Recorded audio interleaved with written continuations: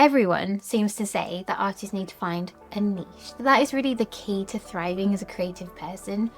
But I tried it as a multi-passionate ADHD artist and it completely failed. So this is really the story of how I tried to specialize as a paper cutting artist and it didn't work out. But also I think it's going to be useful to share for other multi-passionate creatives who are constantly being told to niche down, but find whenever they do, they just end up stuck and bored and have no motivation left whatsoever.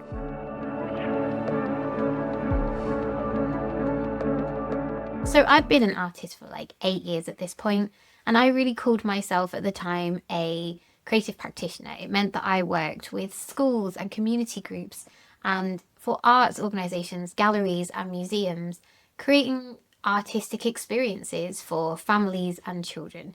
And I loved that work. I got to do all sorts of cool things like make puppets with kids, make animations, work on carnivals and parades and all sorts of different festivals. But it wasn't working out for me as an individual. All of the traveling and the admin and the fact that I was constantly meeting these new amazing people who I'd form relationships with, but they wouldn't last more than sometimes days or weeks. It was just really, really draining me.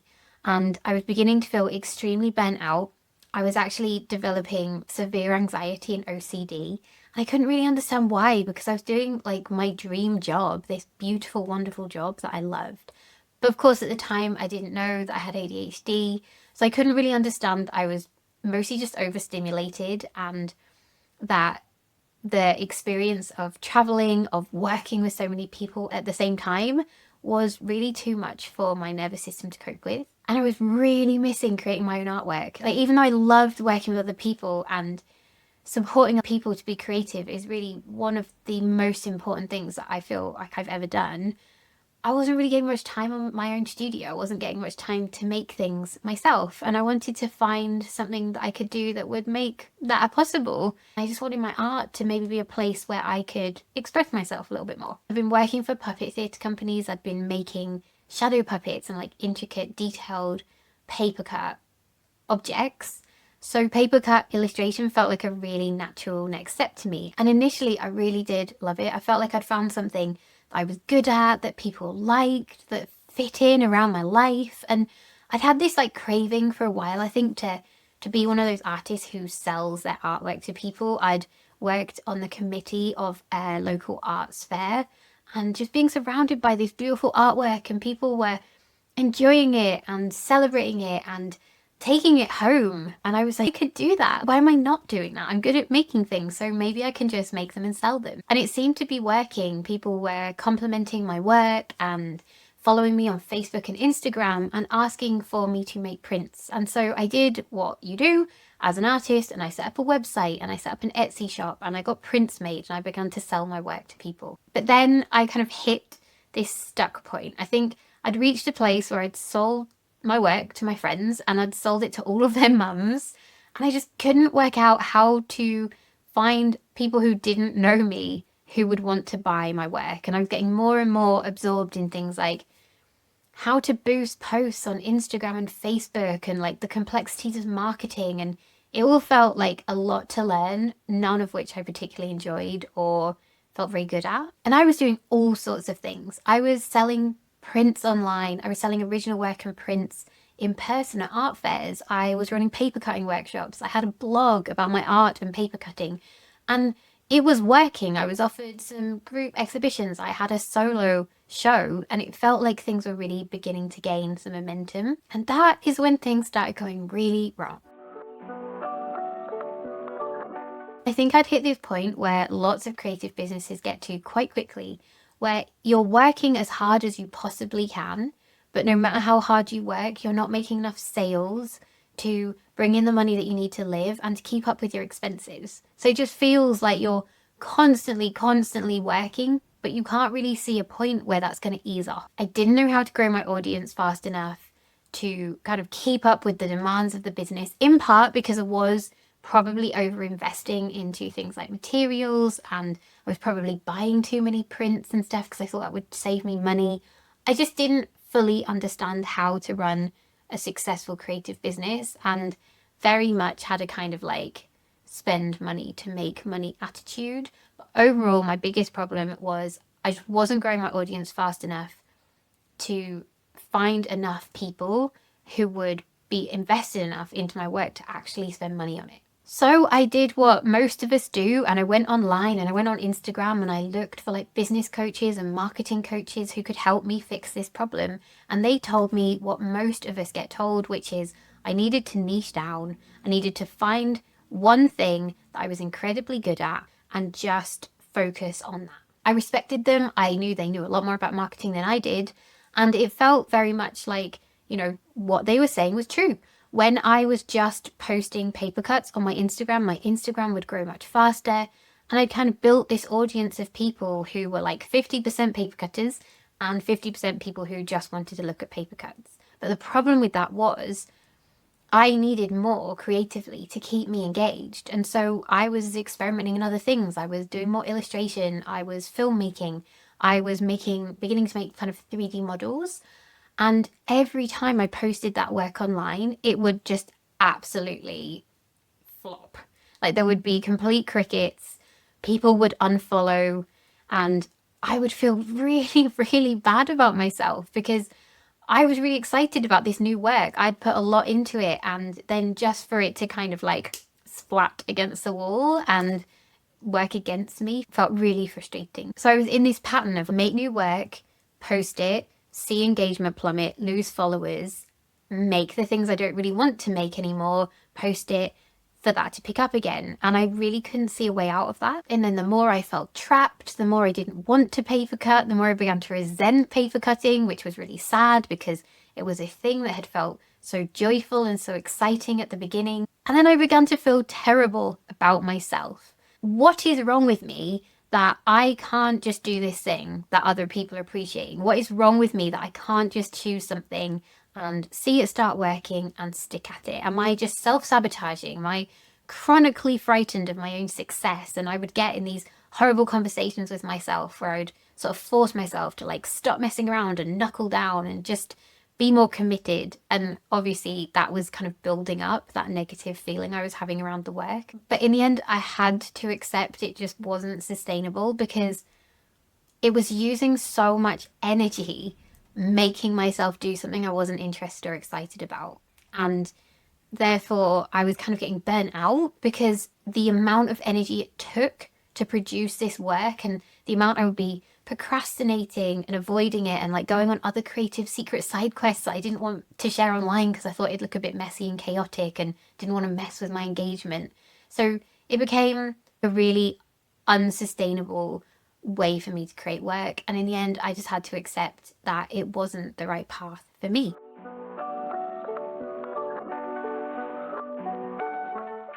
And once I accepted that and began to let it go, I was able to see that multi-passionate creative people just aren't able to do one thing. It doesn't work well with our personalities and it's not the best use of our strengths. It wasn't that the advice that people had given me was just straight out wrong. It's just it wasn't appropriate for me as a multi-passionate, and I now know, neurodivergent creative. And it didn't work for me because multi-passionate creative people, we thrive on variety and experimentation. We love learning new things and going on these creative adventures, and we're not quite sure where we're going to end up. We love novelty, but we also long for creative freedom. So when somebody tells us that we just have to choose one thing, we're immediately going to struggle because we're working against our natural desire to explore and we're trying to tame that part of ourselves and adapt who we are. So there's already that friction and tension there around what we're doing. We just can't sustain our passion for doing one thing forever. And that's okay. There's nothing wrong with that. As long as we have the support we need to work out how to leverage these strengths, how to use all of these different traits of our multi-passionate creativity so that we can actually thrive rather than constantly struggle to do something that just doesn't work for us. Basically, so we can be at an advantage rather than a disadvantage because we're working in alignment with who we are and how our brains work. And that is why I think it's so problematic when we're giving this overarching advice to just niche down. It sounds like it makes so much sense, right? If you imagine that you choose one thing and you repeatedly do that, or you do 8 different things, you're going to make a lot more progress quickly by doing that one thing over and over again. Because each of those things requires time and energy. So there's just no way you're going to make as much progress if you're doing 8 things than there is if you're just focusing on the one. But the problem is, if we're a multi-passionate creative, especially if we're someone who's ADHD, we actually thrive on things that we feel interest and passion around.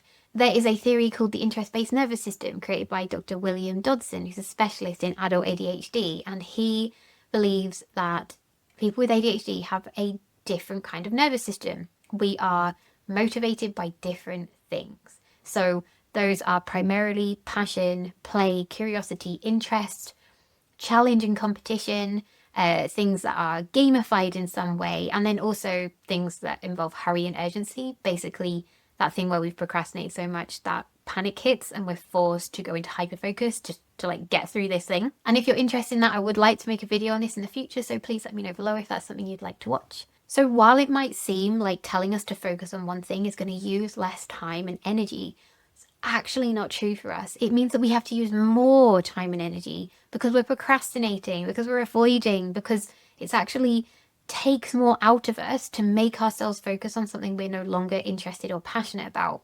And therefore, we're not actually functioning as well. We're trying to drag ourselves through things rather than, going into them with joy or motivation. We can actually burn out by trying to force ourselves to do things that we are no longer interested in.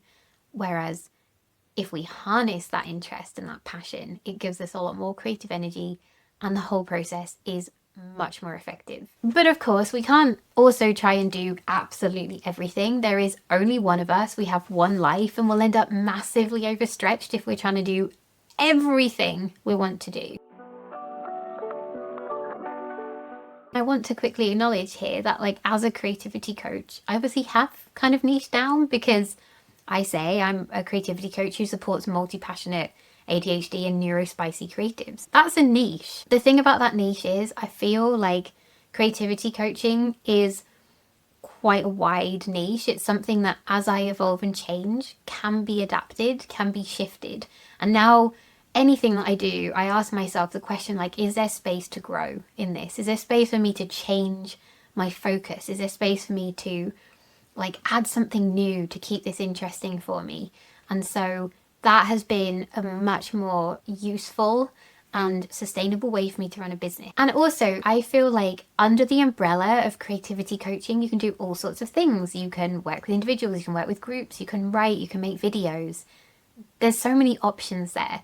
I just feel like there's so much I can explore with people as a creativity coach, so I don't feel boxed in. And I think that's really what a lot of this conversation around niching is, this feeling of being boxed in and limited versus being able to evolve and things be expansive and exciting.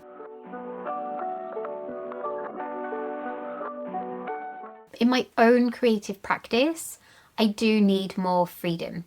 It's not that I do just anything and everything. I definitely have themes that I work around, and I have, I hope, a coherent creative voice that I create using different mediums, using different materials, using different art forms.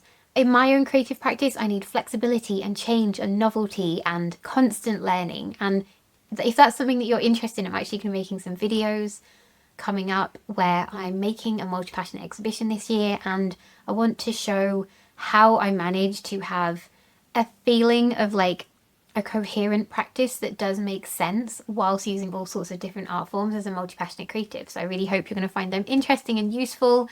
And within them, we're going to talk about, well, how do I have a sense of a style or a creative voice when I'm someone who loves to work in so many different ways? But I think really when we accept that choosing one thing isn't going to work for us, it creates a space for the really important question, which is, what will work for me? How can I work in different disciplines, and how can that enable me to express myself and feel more creatively free? How do I avoid feeling scattered and overwhelmed and nothing actually makes any sense and everything I do looks really messy and isn't communicating well to other people?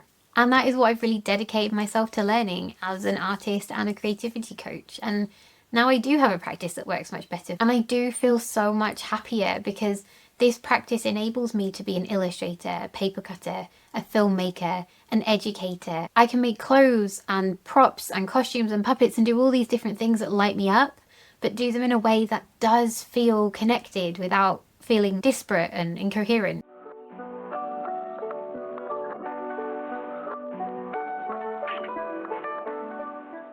It's not about always starting from step one again. So going, oh, I'm not an illustrator anymore. That's out, I'm a printmaker, or that's out, I'm a model maker, or that's out, I'm a musician, because that makes you feel like you're constantly starting from step one and you've just like gone down the snakes and ladders snake and you have to climb all the way up the ladders again. But this is more about like weaving all of these different experiences together and building up different creative skills that can be applied to a variety of settings, but are all connected to you. There's all this kind of creative voice that's yours embedded within them. It's about having recognizable themes or concerns that you come back to in your work and then becoming more confident about talking to other people about that. And like, I still slip up all the time. I was trying to tell someone on the train yesterday what I do and went straight into the whole, oh, I did this and then I did this and then that didn't really work and then I did this. But over time, when we practice, we become more confident in talking about what really matters, talking about the way that our creativity works, and showing that we understand and embody that rather than feeling like we're always slightly pulling up short, like we're not quite good enough because we haven't found our thing yet. So if you are a multi-passionate creative who has been endlessly told to niche down or focus or choose one thing, and I imagine you are because I don't really know why you would have stayed for this whole video otherwise, please be brave and share in the comments below some of the things that really light you up inside. What are you passionate about? What do you want to learn and explore next? I feel like there's the potential for the comment section to become this celebration of multi-passionate creativity, to show how many amazing creative people there are out there with so many skills, so many talents, so many interests, and we're all kind of working towards finding a way to be the creative wonder being that we are destined to be. However, if you watched it and you're like, this is very interesting, but I'm just not sure, maybe yes, maybe no, then you might find this video, 6 signs you're a multi-passionate creative, helpful. In it, I talk about 6 common traits that I've noticed whilst working with multi-passionate neurodivergent people. So thank you so much for joining me on this video. I really hope it's helped you kind of reconsider your relationship with niching and think about what might work better for you. I will see you in the next video, but in the meantime, good luck with your own creative adventures. Bye bye.